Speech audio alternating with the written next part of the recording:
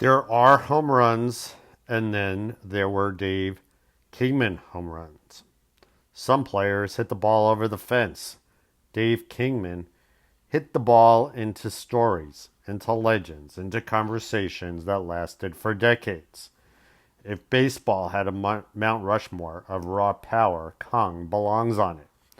Dave Kingman looked like he had been built in a laboratory for one purpose: to hit baseballs as far as a human being possibly could. At 6'6", with enormous leverage and tremendous bat speed, he became one of the most feared sluggers of the 1970s and 80s. Pitchers knew what was coming. They just could not always stop it.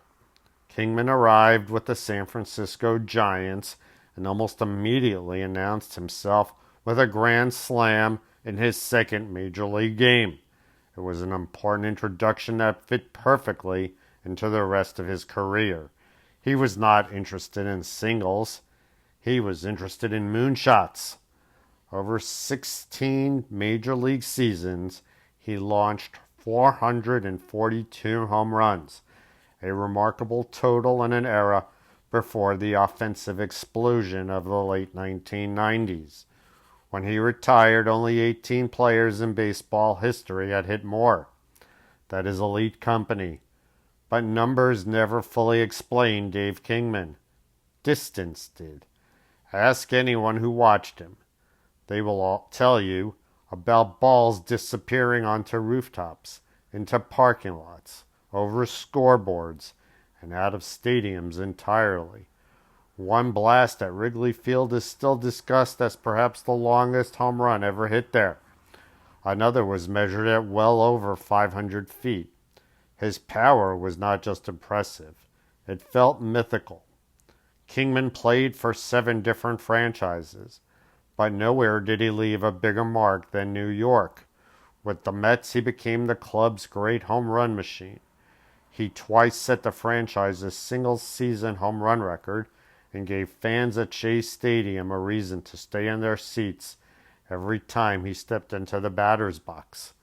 One swing could change everything. Later, with the Chicago Cubs, he reached another level.